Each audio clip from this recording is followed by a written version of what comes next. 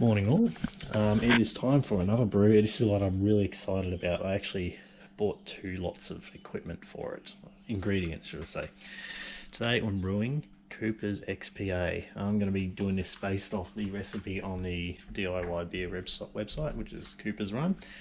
So in that we call for a can of this, a can of malt extract, light malt extract, a couple of hops. I'll start with this one first. So Simcoe. I've got probably twice the amount I actually need. I'm not going to use it all. And the recipe calls for lemon drop hops. I couldn't really source them at anywhere near an affordable rate. They're very expensive at the moment. So I substituted for Moteuka, which according to some random website I found online is a suitable substitute. We'll be chucking in 500 grams of light malt, and the star of the recipe is I've been soaking 400 grams of crystal malt in the fridge overnight. This is my first time using actual grains in any form in a brew, so I'm really excited about this one. So yeah, let me just get some stuff sterilised and start putting it together, and I will be back in 2 seconds. Alright, so I grabbed the malt out of the fridge. First problem and first lesson of the day learnt. I used these cleaning cloths. That's what the recipe said to do, so I thought, oh, okay, easy enough. And sure, it's kept all the malt in there, no problems at all, and I'll just have to pull it out. One thing I didn't take into account though was these damn things are very water absorbent, and it's been soaking the water up overnight and dripping it all over my fridge. So 2 problems. First, I don't know how much of the actual flavour and sugars I've lost to the fridge. Second, I'm going to have to clean my fridge up. So that's a bit frustrating. So if I was going to do this again next time, I would sort of try to keep these into the lid so they're not soaking all the lovely water up and losing it everywhere, or just get a proper soaking bag, which I just didn't get. I didn't think about getting it. Anyway, got my morning coffee made and I'll be starting shortly. Okay, so I've got the grains out of the bag, pot sitting on the stove, and I'm going to have to add 500 grams of light dry malt to that. I gotta say, that smells amazing. I can't believe it took me so long to actually try using grains, because this is going to be a totally different beer to the stuff I'm used to. Particularly if you're used to my channel and you see the crap I brew, this is going to be fantastic. So I'm really looking forward to this one. And luckily I bought enough for 2 batches. And if you've been watching a while, you know one of my common complaints is I always whinge about not having time to go to the homebrew shop, and that's true. I was actually recommended to buy online, and I was sort of against it for a while. I thought, oh look, it's going to cost a fortune to ship all this heavy stuff. But I found a shop that's a couple of hours away, and he did $10 flat rate shipping, so I bought all this stuff shipped for $10. So I think that even worked out cheaper than my local homebrew shop, to be honest, because their prices aren't very good. They're, some things are normal, like light dry malt's pretty much the same everywhere, but then you get their hops are just a rip off compared to some places anyway. Alright, so 500 grams of light dry malt, which means it should be another 500 if I've done my maths right. I'm not using a really good digital scale, I'm using a crappy cheap manual one. That seemed to work out fine. So pour this into the malt extract that I made myself last night in the fridge. I'm going to go and sterilising this. I'm just going to go get this quick spray with my spray in the garage. That'll be sick.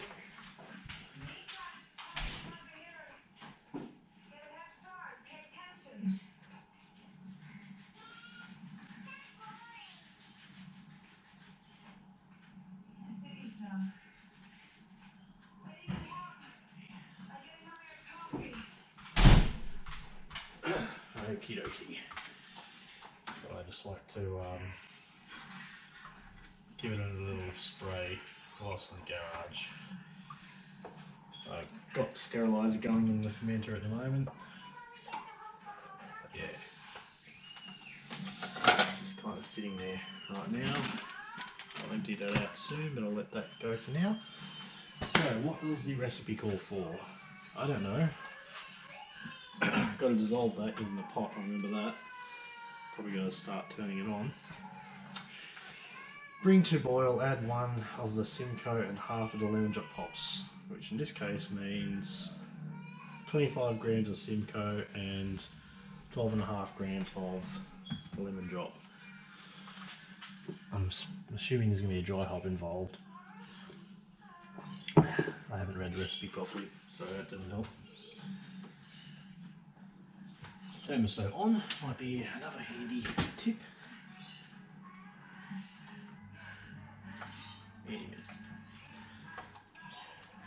Alright, let's just get that going. I'm going to fill this up and reboil it.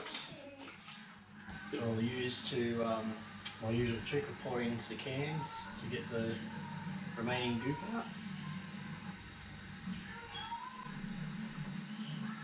Get this going now, so the water is good and ready.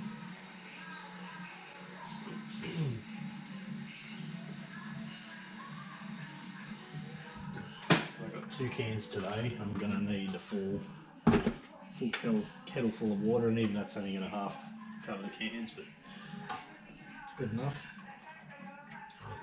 Stirring this up. Smells great. Alright, while we're doing that, I'm going to measure out those hops. So let's see. 25 Simcoe, 12.5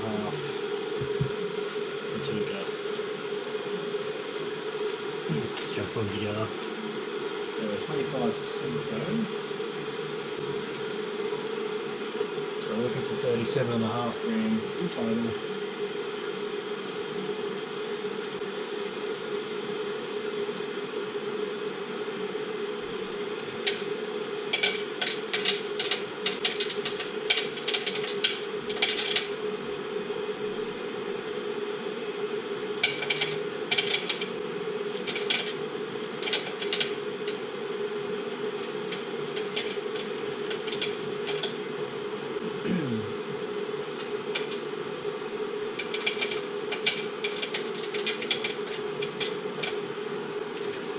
This is where these crappy non-digital scales fail.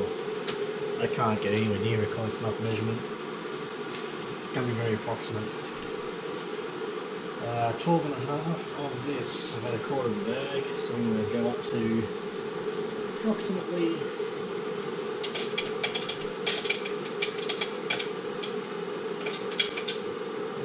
there.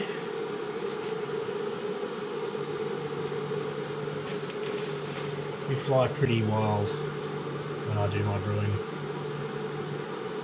Nothing exact. Alright, where was I? So once I got that to the boil, blah blah blah, keep reading back at the top. Add 1, I'm going to add the hops, boil for 15 minutes and take off the heat. Alright, that's not too bad. Still bring it to the boil. Going to turn this off for a bit to conserve the battery, which I'm still running the same battery since I recorded my last brew, which I haven't even uploaded yet, so hey, you're going to get a double today. So, yep, this one's going to be interesting though, and I'll be back in a sec. 2 things really quickly. I didn't turn the stove on properly, so it wasn't even boiling. It wasn't going to boil any time in the next hour probably, so it's going now. Second thing, I made a mistake with my light dry malt. Just reading the recipe to put half the light dry malt into the pot, and later on in the recipe the other half is going to go in the fermenter. All good. Problem is I've got a kilogram of light dry malt, and the recipe called for 500 grams, so I just put all 500 grams in the pot right there. So I'm not going to be adding any into the fermenting vessel later on in the brew process. What that's going to do to the beer, I don't know. Probably not too much. I don't know if it's going to affect the ratio of flavour balances and how the, whatever's coming out of the hops is going to affect this wort over here. We'll see. Next time I do this brew, which I'm going to do again probably in another week or 2, just depends on how I'm planning my bottle collection. but I'll try to do it properly that time and see if there is any difference in the end product, because other than that the product's going to be the same. I'll mention now quickly too, the only other difference between my recipe and the one online, and even though the one online says you can use the kit yeast, I did recommend the Coopers commercial yeast, and that's something I haven't got around to doing. Apparently it's not too hard to do, you just got to drink a 6-pack of beer, that's good, and basically reactivate the yeast in the bottom of those beers. Might give that a try another time. Depending how I'm feeling, I might even give that a try for the next batch. Always like to try new things, and this is new for me as it is. I gotta tell you, I love that smell of that malt extract. It's just amazing. So I'm going to chuck those seeds into my composter, and that will hopefully make my garden smell like beer, which would be great. And I'll have a beer garden. That would be fantastic. Anyway, this might be a while, so I'll come back later. Alright, finally coming up to a boil now.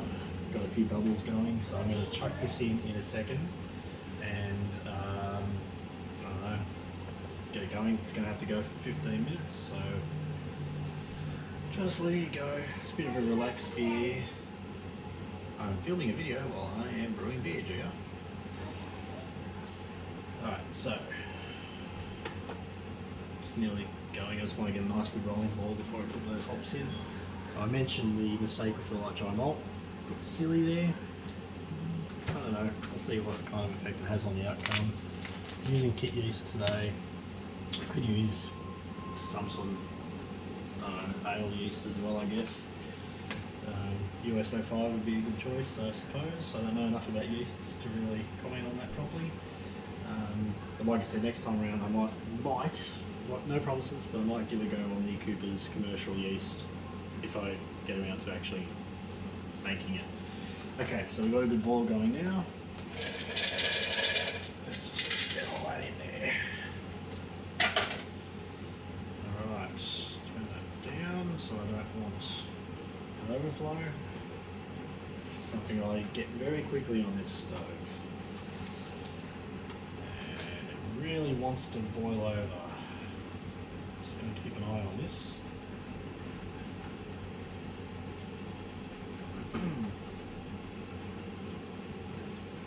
Once I get it stabilised. Hey Google. I can't reach the internet right now.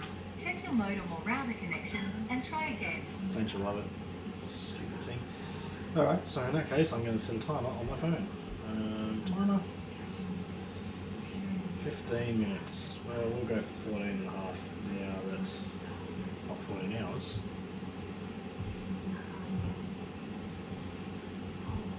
$14.10, that sounds good to me. Alright, so that's a nice steady rolling boil now. I will go and deal with this, pour out the sterilising liquid I've got in there, just give it a good shake, and start mixing these in.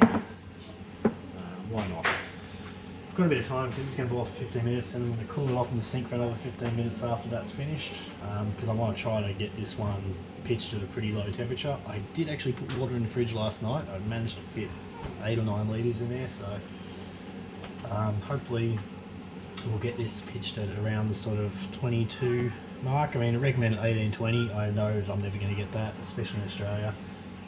It's been very hot recently, so I'm imagining the water in our network is going to be pretty hot too, relatively speaking. So at least doing it first thing in the morning, I've got the overnight cooling going on. So that's boiling away.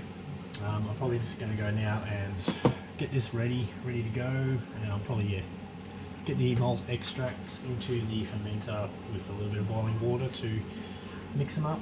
I'll be back in a little bit. Alright, so that finished boiling. I've just had this cooling off in the sink for a few minutes. I'm probably going to give it another 10 or 15, no rush. That smells fantastic. Alright, so that's going to add a nice flavour base to my beer. Got impatient and started filling up the fermenter with stuff from these cans. Put a couple of litres of water in as well, some boiled water, just empty the cans out and just put a few more litres in just to get it mixed nicely. I'm not going to put any more in because I don't want to put too much water in by the time I put that one in.